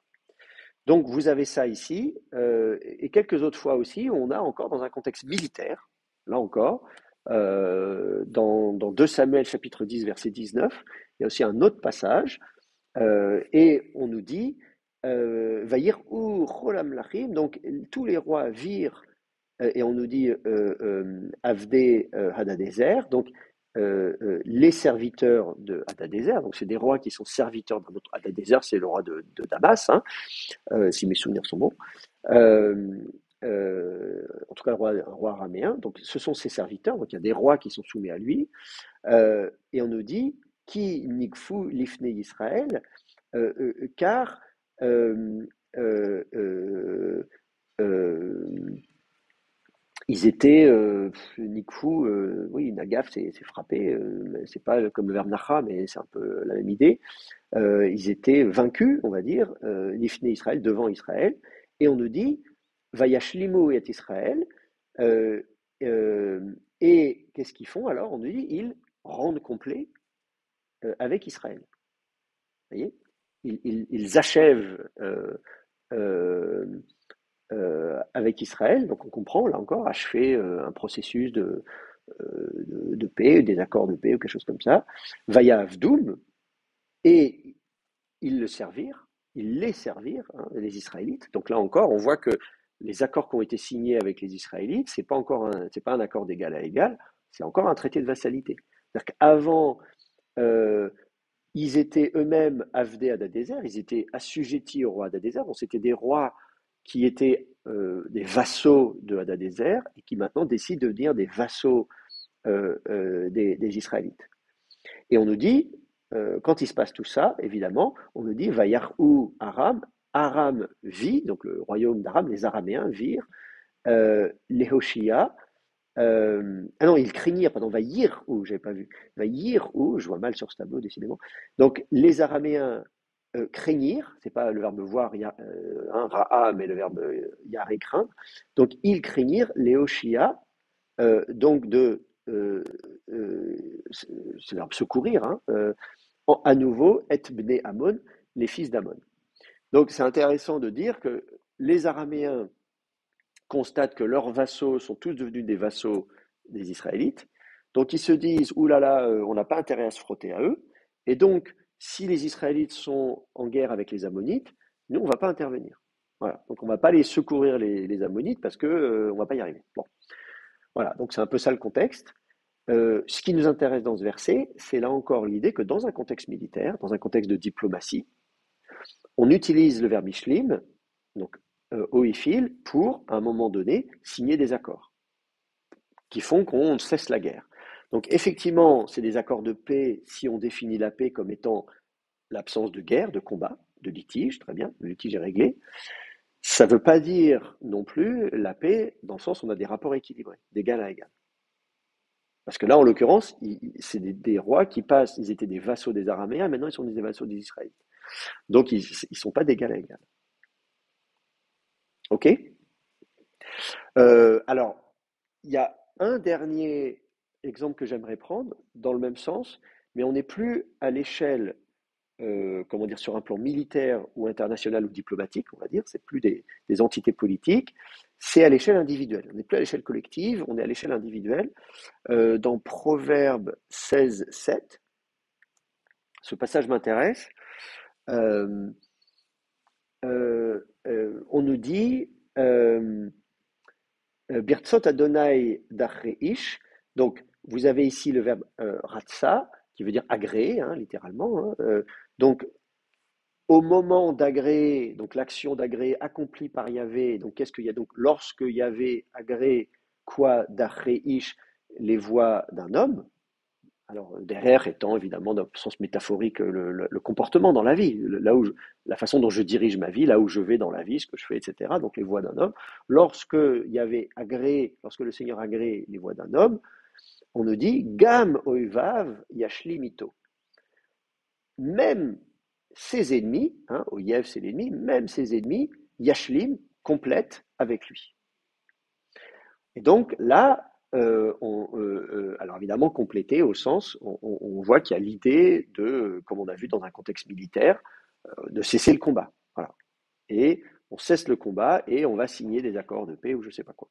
Là, ça se place non pas sur le plan collectif, des discussions entre deux royaumes, mais on dit Dachre Ish. Alors évidemment, ça peut être le roi, le Ish en question, l'homme, mais ça peut être, on peut imaginer à l'échelle individuelle. Voilà. Lorsque le Seigneur agrée les voies d'un homme, même ses ennemis, les ennemis de cet homme, vont vouloir arrêter donc d'être en guerre avec lui, et donc ils vont trouver des accords de paix. Voilà. Alors évidemment, on peut traduire ça par faire la paix, se réconcilier, ok, c'est possible, mais il faut bien comprendre que dans ces cas-là, de comprendre ce que signifie cette idée de paix à ce moment-là. C'est vraiment l'idée de mettre un terme à un conflit et d'arriver au bout de négociations. Donc si je fais le bilan de ces occurrences, il n'y en a pas beaucoup, mais elles sont importantes. C'est pour ça que j'ai pris du temps parce que ça nous dit quelque chose quand même. Donc on a vu que au ifil, on retrouve le sens d'accomplir, c'est-à-dire rendre complet. Donc là, on est à peu près assez proche du sens du PL.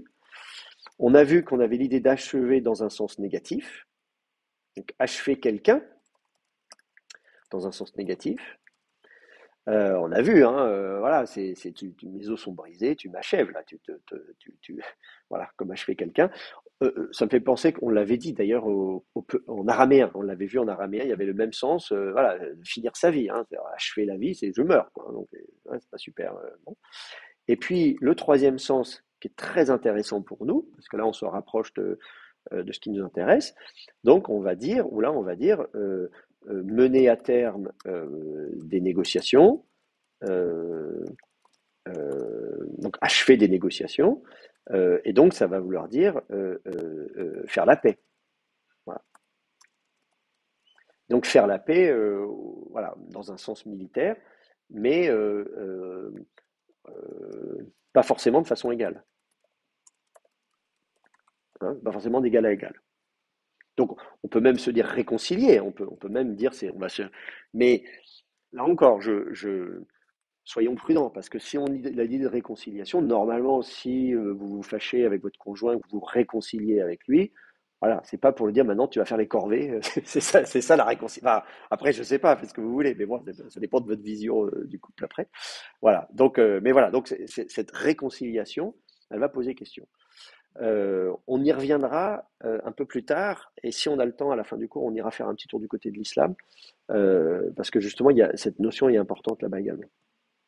Alors, voilà, donc on a fait le tour d'horizon du verbe. Donc, vous voyez, on y va progressivement, on fait durer le plaisir, après on va regarder l'adjectif, et puis on va en finir par le terme de shalom. Mais, vous voyez, ici on a fait le kal, le piel, le ifil, voilà, on a fait un peu un tour d'horizon. On a le verbe en hébreu retrouve bien le sens qu'on a vu dans les autres langues sémitiques. Voilà, donc il n'y a pas, voilà, de ce point de vue-là, on est en terrain connu, on va dire, il n'y a pas de mauvaise surprise de ce point de vue-là. On retrouve bien l'idée d'être complet achevé tant d'un point de vue matériel que relationnel, hein, le point de vue matériel des bâtiments, un terrain, des propriétés, des finances, la santé physique, que effectivement être complet ou achevé d'un point de vue relationnel. On n'est plus fâché, voilà, on s'est réconcilié, on est en paix, mais voilà, avec les nuances que j'ai expliquées. Mais ce qui est intéressant, c'est que le développement d'un sens primitif qui est a priori positif, on dit bah, c'est bien, tu as fini de construire ta maison, c'est bien, tu as retrouvé la santé, enfin voilà, on se dit le sens de base est plutôt positif, on le voit qu'il y a des applications négatives, des usages négatifs. Voilà, on a vu restituer des actions mauvaises, ça veut dire se venger. Donc le verbe peut vouloir dire je me venge. Rendre le mal pour le bien. Là, c'est même pas de la vengeance, puisque la personne a bien agi et on rend le mal pour le bien. Je ne sais même pas comment on peut traduire ça. Et même achever quelqu'un, c'est-à-dire voilà, le détruire. Bon. Donc, ça veut dire qu'il faut se méfier et ne pas imaginer que la notion, la racine chez elle-même, aurait une dimension morale positive intrinsèque. Il faut bien être prudent avant de supposer que la notion elle-même est intrinsèquement positive. Il y a des usages positifs, mais il y a aussi des usages négatifs. D'accord? Donc ça, c'est important de garder ça en tête. Et ça veut dire aussi quelque chose, y compris sur le plan donc théologique, hein, puisque voilà, on s'intéresse aussi souvent à des catégories de bien et de mal, et là, on se rend compte que le même terme peut être utilisé dans les deux cas. Voilà, dans une dimension morale positive et négative. Donc ça, c'est très intéressant. Et donc, par rapport à une théologie qui voudrait, disons, opposer de façon catégorique le bien et le mal, voilà, on se dit, bah oui, c'est peut-être pas si simple que ça. Euh, Est-ce que vous avez des questions à ce niveau? Moi, je pensais juste à l'épisode où Salomon, voilà, après avoir fait la paix avec les autres, il dit que je vais bâtir la maison. Seigneur, est-ce que le terme repos, est-ce que ça va dans le même sens? Le terme repos, donc la question, c'est de savoir est-ce que le terme repos va dans le même sens? Alors, oui, ça dépend du contexte. Évidemment, la notion de repos participe de l'idée de remettre en état. Hein. Pourquoi on se repose? Parce qu'on est fatigué, donc on a perdu des forces, et je vais retrouver mes forces. Donc si on imagine un emploi de la racine dans l'idée de remettre en état, je suis en mauvais état, en mauvaise santé, je suis malade, je vais me reposer, je vais reprendre des forces, je vais retrouver la santé. Donc là, on peut imaginer effectivement que ce soit qu'on puisse retrouver la même notion. Le repos pourrait aussi imaginer, on peut aussi imaginer que le repos permette effectivement, là où on a beaucoup d'agitation et donc de stress, je me repose, je perds mon stress. Et donc, même au niveau de ma santé mentale, on peut imaginer, voilà, je suis en paix, une sorte de paix intérieure, comme on dit aujourd'hui, ça c'est l'usage religieux, etc. Ou même quand on fait du développement personnel, voilà, on trouvait la paix intérieure, on dira, bah oui, le repos. Donc là, effectivement, vous avez raison, on pourrait imaginer que les deux notions soient liées. Je ne suis pas sûr, il faudrait regarder si dans la Bible, on va avoir des contextes, des cas où effectivement à proximité, on va utiliser les deux racines. Voilà. La racine du repos, hein, noir, euh, et la racine donc d'être complet, shalem. Donc shalem. On verra. J'ai pas regardé, finalement. Vous pouvez faire des recherches. Ça peut être d'ailleurs voilà, un travail que vous pouvez faire et qui peut. Voilà, dans le cadre de ce cours, c'est même une très bonne idée de voir si effectivement les deux notions peuvent être associées. Euh, Moi, j'avais travaillé un peu sur la notion de repos, euh, euh, mais pas liée à celle-là. C'était une étude séparée sur la notion de repos. Et effectivement, il y a des passages où, typiquement, Dieu va donner du repos de tous les ennemis, par exemple. Donc là, on comprend bien, donner du repos de tous les ennemis, c'est qu'on cesse la guerre. Donc là aussi, on peut imaginer que ça se recoupe. Voilà. Euh, euh, donc c'est sûr qu'au niveau, pour les applications dans le domaine militaire, on va dire, diplomatique, voilà, vous trouverez certainement effectivement des passages où on peut retrouver le même sens. Est-ce qu'ils vont être utilisés ensemble? Ça, j'en sais rien. Il faudrait vérifier. Euh, euh, je regarde si on a encore quelques minutes euh, pour avancer un petit peu. Est-ce qu'on reste encore 5 minutes? Ça vous va? Vous avez encore 5 minutes? Ok. Euh, on va juste faire rapidement l'adjectif chalem. Parce qu'en fait, bah, ça peut se faire assez vite. Euh, Issu de la même racine toujours. Donc l'adjectif chalem, alors c'est pas ça,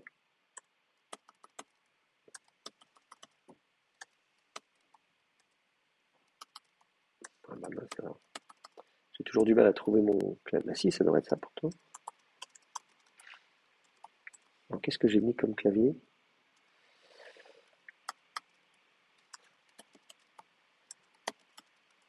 Voilà. Désolé, j'ai trop de claviers installés. L'adjectif chalem. Ah oui, non, je suis de nouveau sur un clavier syriaque, donc ça ne va pas le faire. Et là, toujours pareil. Voilà, j'ai du latin. Alors, l'adjectif chalem, si vous regardez les occurrences, il n'y en a pas beaucoup. C'est ici, sauf que lieu donc ce soit un verbe, on dit qu'on veut un adjectif.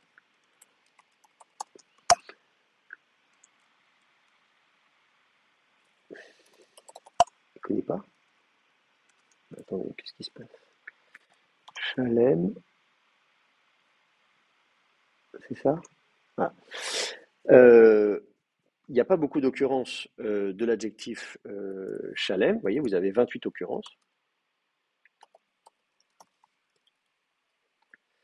Oui, il est passé en hébreu. Bon, ça, c'est pas terrible. 28 occurrences, donc vous voyez, il n'est pas beaucoup utilisé. Et alors, qu'est-ce qu'on voit comme occurrence dedans? En fait, on va retrouver le sens primitif de quelque chose qui est complet. Il est complet, et donc, ou intègre. Voilà. Donc, complet, saint, intègre. Encore saint, pas avec un T à la fin, hein, pas de la sanctification. Et donc, vous allez le voir utilisé dans le langage de tous les jours, par exemple, pour des pierres. Par exemple, ouais, vous avez ça pour des pierres. Euh, Prenez par exemple Deutéronome 27, 26, 27, attendez. Ici, voilà, 27.6, on dit Avanim shlemot tivne et misbeach Adonai. Donc, tu bâtiras quoi misbeach Adonai, donc l'autel du Seigneur. Comment on va le faire? Avanim shlemot, de pierre, et là, shalem. Vous avez tif shalem, donc de pierre complète, pierre entière, des pierres non taillées. C'est ça que ça veut dire. Donc, entière, ça veut dire non taillée. D'accord?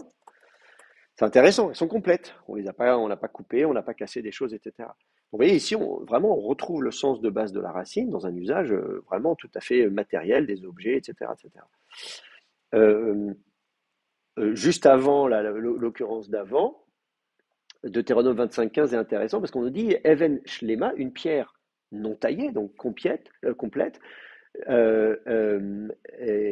Vatsedek, et de justice, Yichye l'art sera pour toi un épha, donc épha c'est une unité de mesure, shlema, complet, Vatsedek est juste, sera pour toi, lemaan ya'arichu, afin que se prolonge yamecha, tes jours, al ha'adama, sur le sol, Asher, Adonai Elohecha, que le Seigneur ton Dieu, Notenlar, te donne. Donc c'est intéressant, on dit tu dois utiliser une pierre complète et juste et un épha exact et juste. Alors la pierre, à quoi elle sert? C'est dans le cadre de peser. Un épha, c'est une unité de mesure. Donc vous avez des unités de poids et de volume, et l'idée, c'est de dire, si vous avez c'est comme ça qu'on fait pour peser, hein, on met des balances. Déjà dans l'Antiquité, on a des poids qui servent de référence. Et si je te dis, bah tiens, j'aimerais acheter 1 kilo de farine, sur la balance, on va peser 1 kilo de farine avec des poids. Mais si les poids, ils sont taillés, et si je dis, je vais te vendre 1 kilo de farine, mais en fait, mon poids, il fait pas 1 kilo, il fait que 800 grammes, je t'arnaque. Et donc, ce verset nous dit, non, non, non, les poids que tu vas utiliser, les pierres dont tu vas te servir pour peser sur ta balance, il faut qu'elle soit entière, complète, pas taillée, pas rabotée, pas truquée. Vous voyez? C'est ça l'idée. D'où l'expression française deux poids, deux mesures. Il ne faut pas avoir deux poids, deux mesures. Voilà, donc là encore, on a le même sens de ces pierres qui sont complètes, qui sont taillées, qui ne sont pas taillées, qui ne sont pas rabotées, etc., etc. De la même manière, euh, euh, vous allez retrouver ça pour le salaire dans Ruth chapitre 2 verset 12. Où est-ce que je vais montrer la fin? On avait déjà vu le livre de Ruth tout à l'heure. Hop, hop, hop, il faut que je remonte un peu ici. On avait déjà vu ce verset avec Yeshalem Adonai, que le Seigneur, etc. Et on parlait ensuite de ton salaire, et on veut qu'il soit shlema, complet. Meim Adonai, d'auprès du Seigneur. Voilà. Et donc le salaire doit être complet, il doit être entier. On ne va pas t'enlever, voilà, te piquer sur ton salaire, te prélever sur ton salaire. Le salaire doit être complet. Donc les pierres doivent être complètes, le salaire doit être complet. Alors évidemment, ici, c'est certainement dans un sens métaphorique. D'ailleurs, je vois que c'est traduit par récompense, mais on imagine, elle n'est pas juste salariée, bon, voilà, mais d'un point de vue métaphorique. Et d'ailleurs, on voit qu'on passe très vite, évidemment, on va passer sur le côté moral. Avant juste ça, un autre exemple où il y a une application physique de cet adjectif, c'est Genèse 33 ici, où on nous dit Vayavo Yaakov Shalem. Jacob arriva en bon état, complet. Il lui manque rien, il ne manque pas un bras, il ne manque pas un truc, etc. etc. Voilà, il arrive en bon état, Ir Shrem, donc à la ville de Sichem, Asher, Be'eretz, Canaan, etc. Donc voilà, il arrive, on peut imaginer, il aurait pu arriver des trucs en chemin, il aurait pu, voilà. Finalement, il arrive en bon état. Donc en bonne santé, ou sain et sauf. Vous voyez, il arriva en bonne santé, en bon état. Donc effectivement, vous l'avez, donc pour des humains, on va dire, entier, en bon état, en bonne santé, sain et sauf. Vous voyez, c'est un peu ça l'idée. Donc, on retrouve vraiment le sens de base, y compris sur le plan matériel et physique, et puis on va le retrouver aussi au niveau du sens moral, d'un point de vue métaphorique, puisque vous allez avoir l'expression, donc, dans la dimension morale, on va parler du cœur, qui va être entier, par exemple. Dans 1 Roi 8, 61,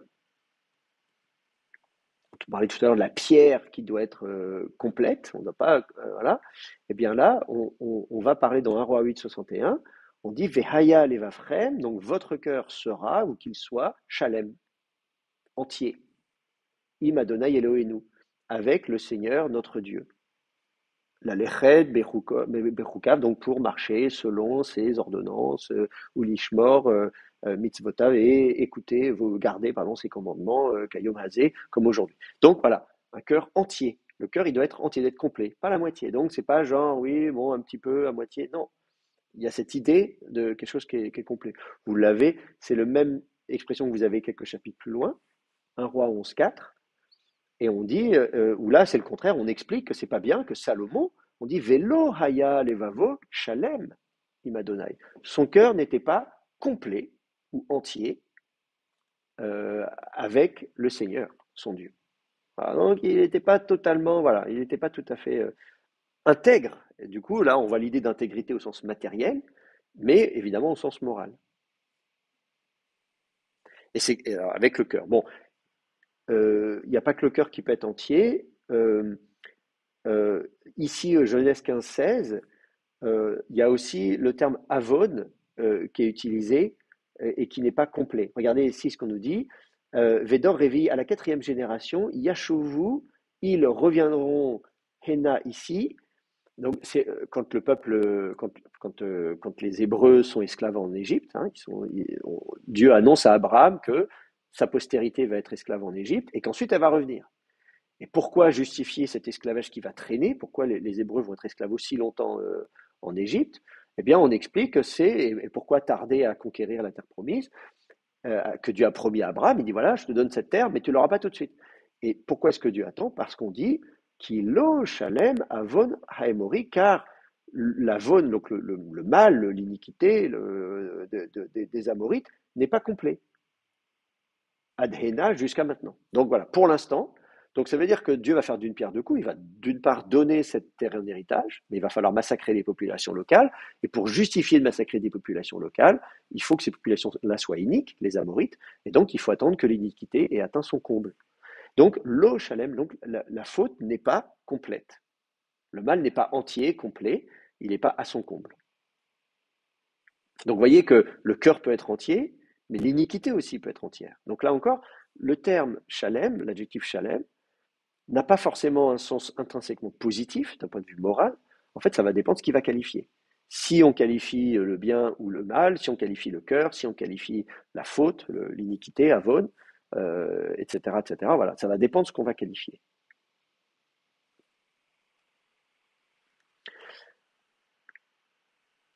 Des personnes aussi peuvent être entières. Regardez Genèse 34, 21. Ha'anashim ha'ele, donc ces hommes, shlemim, ils sont complets. Hem itanu, vis-à-vis de nous. Voilà. Ils sont complets avec nous. Qu'est-ce que ça veut dire? Voilà.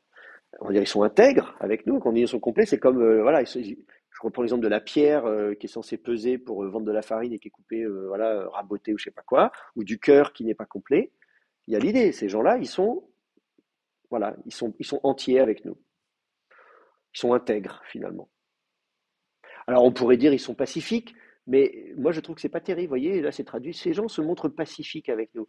C'est pas là encore. Vous voyez, on se fait avoir parce qu'on part de l'idée que shalom c'est la paix et que donc l'adjectif shalem ça veut dire être paisible, être pacifique. Non, c'est ils sont entiers avec nous.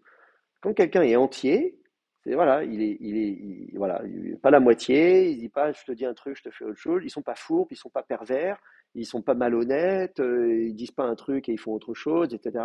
Ils sont intègres. Il y a davantage la notion de complétude et donc d'intégrité. Une pierre qui est entière, un cœur qui est entier. Voilà, ils font pas les choses à moitié. C'est ça que veut dire le verset et non pas l'idée de dire simplement c'est des gens qui sont voilà, c'est des gens pacifiques. Non, c'est pas ça le sens du terme.